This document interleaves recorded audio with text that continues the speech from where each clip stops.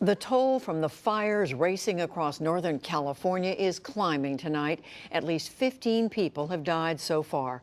More than 2,000 homes and buildings have burned down, and hundreds more firefighters have been called to action. Tonya Mosely of PBS member station KQED begins our coverage. It's already one of the deadliest, most destructive outbreaks of wildfires in California's history. From above, tanker planes bombed the flames with water and retardant today.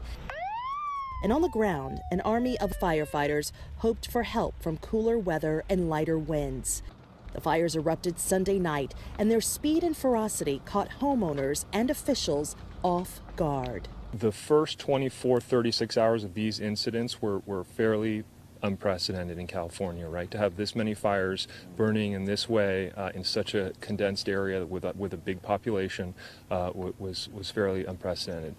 Causes are still unknown, but the fires sprang up almost simultaneously across 9 counties and a 200 square mile area of Northern California's wine country. This is my neighborhood in flames. Completely in flames. The flames were fed by dry brush and driven by 50-mile-an-hour winds. Let's go.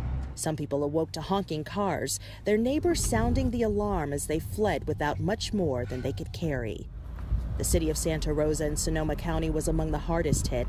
The Tubbs fire jumped a 6-lane highway and barreled through the city of 175,000.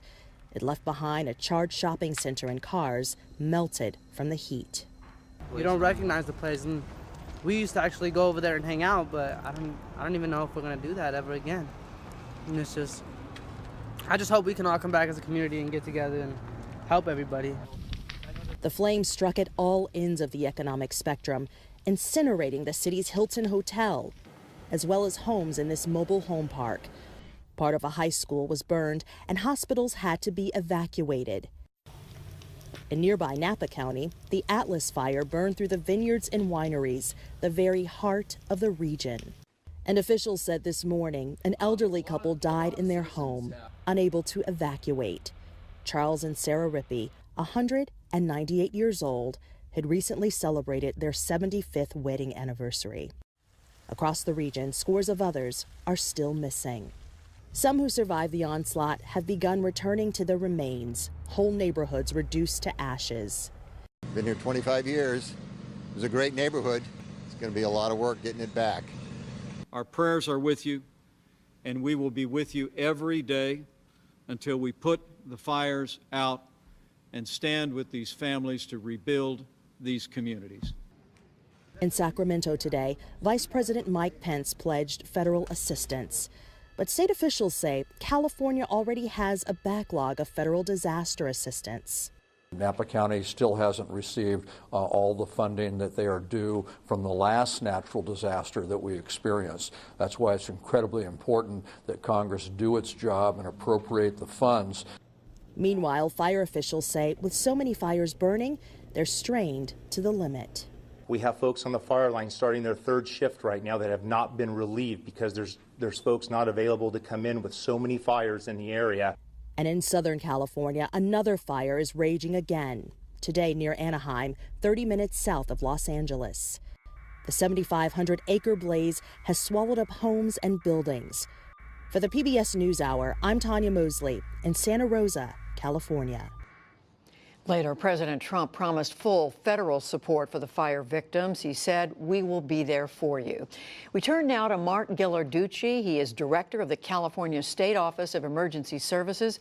I spoke with him just a short time ago and began by asking how large an area has been affected so far. Well, right now, I think we've got roughly about 100,000 acres that have been scorched by the fires, and we still have a number of these fires at no or very little containment. So it's still a very active fire situation. Why so little progress in fighting them? Well, a big part of it is because we continue to have what we call red flag wind conditions. These are wind. This is a wind event that has continued with high gusts or sustained winds that continues to push the fire out in front and expand the fire's perimeter. And so that makes it a challenge when you're dealing with a fire like this. And the other part is it's in very, very rough terrain. And so it's a combination of effort. And that's been a big problem with the overall effort during this particular fire siege. So I was reading that this yesterday was considered one of the worst days in California's history when it comes to fires. Is that your experience, that this is that much worse than what you've seen before? Well, I would characterize it as being one of the worst that we've seen. California has experienced some very catastrophic fires. You know, certainly the Oakland Hills fire back in the 90s, where several thousand homes were burned down. We had the Cedar fire, I think it was in 2003 in San Diego. We've had our share of major fires in the past, and but this one, obviously, with the number of structures that have been lost, and unfortunately the lives have been lost, the injuries will rate up there as one of the worst we've had. We are hearing about the people who are missing. How much concern is there about people you can't find? Well, it's a huge concern for us, and it is a major priority that we're collectively working with the local authorities, with the CAL FIRE units and the fire teams that are out there. This fire came roaring through. It came roaring through in the middle of the night. You know, many people were asleep, and you know, it's highly conceivable that people were unable to escape the flames, and so it's going to be very, very important for us to go through and ensure that we are cross-checking where people who are missing with possibly still being in some of these buildings. So the search operations that are going on now will continue for several days until we can be 100% sure we've accounted for everybody. We heard the Napa County Fire Chief say that his resources were stretched to the limit. Are they getting the resources they need from the state and any place else? They are resources. You know, certainly it's a big state, and we have close to 4,000 personnel assigned to these fires. That's fire and law enforcement and emergency management and emergency medical. We have our California National Guard. All these assets have been deployed, and of course, California has the most robust mutual aid system in the world. We utilize it regularly, and this summer has been no different than in the past. We have been very, very active and very, very busy, and we've been working with the fire agencies throughout California. We had fire agencies as far south as San Diego and as far north as Siskiyou County coming in to assist Sonoma County. But we have other fires going on in the state as well, so it's always a balance of where we're going to place resources, and we prioritize these fires and we provide that support to the fires that are the highest priority. What's your expectation at this point, Mr. Ghilarducci? Do you just simply have to wait for these winds to die down in order to get control of these fires?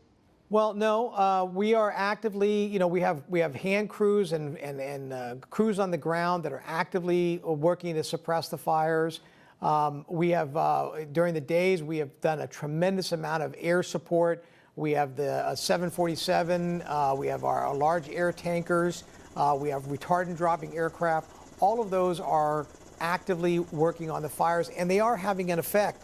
But you know, there's a lot of fuel, and these wildland fires pushed by wind can be very challenging. The big hope, and we understand that the winds are going to die down now for a day or so, but we look to the forecast and we know there's another wind event that's shortly happening. So we're expecting that, and we're gearing up for that appropriately.